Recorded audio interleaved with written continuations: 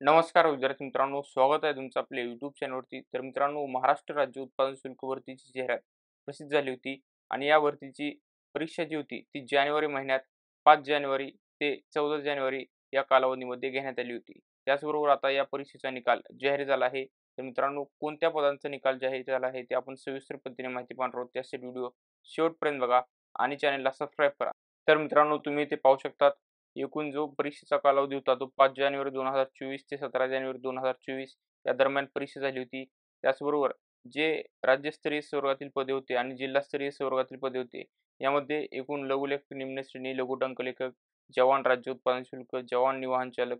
तर मित्रांनो, यामध्ये जे जवान आणि वाहन चालक या पदाचा निकाल जाहीर झाला आहे. त्याचबरोबर स्टेनोटायपिस्ट या पण पदाचा निकाल जाहीर झाला आहे आणि चपराशी, पिऊन या पदाचा पण निकाल जाहीर झाला आहे. एकूण 3 पदांचा निकाल जाहीर झाला आहे. तर मित्रांनो, इथे तुम्ही पाहू शकता पिऊन या पदाची इथे त्यांनी निकाल जाहीर केला आहे. तुम्ही ते नाव पाहू शकता.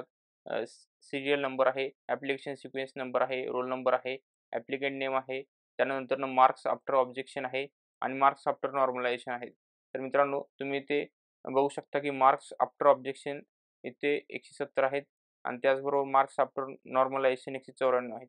तर मित्रांनो, नॉर्मलायझेशन करूनच गुणदान देण्यात आलं आहे. त्याचबरोबर नंतरनं मित्रांनो, कॉन्स्टेबल कम ड्रायव्हर या पोस्टचं मित्रांनो तुम्ही ते पाहू शकता. Marks after objection, applicant name, roll number इत्यादी सविस्तर माहिती दिली आहे. त्यामध्ये नॉर्मलायझेशन गुणाबद्दलचं काय माहिती दिली नाही. त्याचबरोबर पुढचे जे पद आहे ते आहे स्टेनोटायपिस्ट. स्टेनोटायपिस्टमध्ये आपण तुम्ही ते पाहू शकता मार्क्स आफ्टर ऑब्जेक्शन इत्यादी माहिती दिली आहे. किती उमेदवारांना गुण पडले आहेत.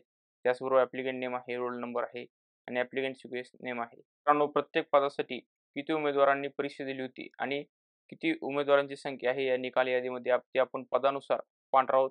तर मित्रांनो, पिऊन या पदासाठी तुम्ही इथे पाहू शकता पिऊन या पदासाठी एकूण जी संख्या आहे ती 19,890 आहे. 19,890 उमेदवारांचं या निकाल यादीमध्ये संख्या आहे. त्याचबरोबर मित्रांनो, कॉन्स्टेबल कम ड्रायव्हर जवान आणि वाहन चालक या पदासाठी तुम्ही इथे पाहू शकता एकूण उमेदवारांची संख्या आहे 10,441. त्याचबरोबर मित्रांनो, स्टेनोटायपिस्ट या पदासाठी एकूण उमेदवारांची संख्या आहे 2,306.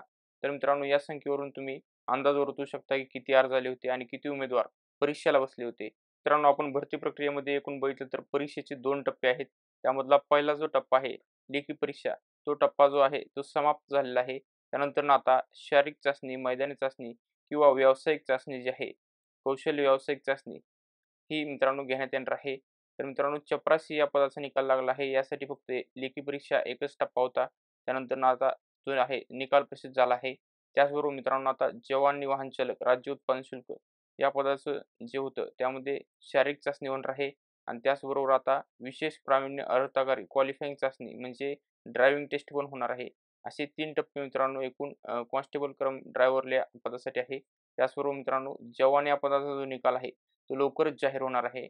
एकूण मित्रांनो, जे स्टेनोटायपिस्ट लघु टंकलेखक आहे, या पदाचा निकाल जाहीर झाला आहे. याची पण व्यावसायिक चाचणी दुसरा टप्पा आहे. तो पण लवकरात लवकर मित्रांनो होणार आहे. मित्रांनो, शारीरिक पात्रता, पडताळणी व मैदानी चाचणी यामध्ये आपण जर का बघितलं तर जवान आणि जवान आणि वाहन चालक या पदासाठी 1.5 किलोमीटर धावणे, 100 मीटर धावणे आणि गोळाफेक यासाठी प्रत्येक ह्याला अ, 1500 मीटरला 30 गुण आहेत, 100 मीटरला 30 गुण आहेत आणि गोळाफेकला 20 गुण आहेत. एकूण 80 गुणांची तुमची मैदानी चाचणी होणार आहे पुरुष उमेदवारासाठी. त्याचबरोबर मित्रांनो, महिला उमेदवारांसाठी 1 किलोमीटर धावणे, 100 मीटर धावणे आणि गोळाफेक. 1 किलोमीटरसाठी 30 गुण आणि 100 मीटरसाठी 30 गुण, गोळाफेकसाठी 20 गुण. एकूण 80 गुणांची मैदानी चाचणी ही महिला उमेदवारांसाठी असणार आहे. तर मित्रांनो, आता पहिला जो टप्पा आहे तो लेखी परीक्षेचा तो टप्पा संपलेला आहे. त्यामुळे आता उमेदवारांनी मैदानी चाचणीची तयारी करणं आवश्यक आहे. मित्रांनो, जवान राज्य उत्पादन शुल्क या पदाचा निकाल जो आहे तो लवकरच जाहीर होणार आहे. जसं निकाल जाहीर होईल तसं मी या चॅनलवरती व्हिडिओ अपलोड करेन. त्यासाठी चॅनलला सबस्क्राईब करा. तर मित्रांनो, ही माहिती होती महाराष्ट्र राज्य उत्पादन शुल्क भरतीच्या निकालाबद्दलची.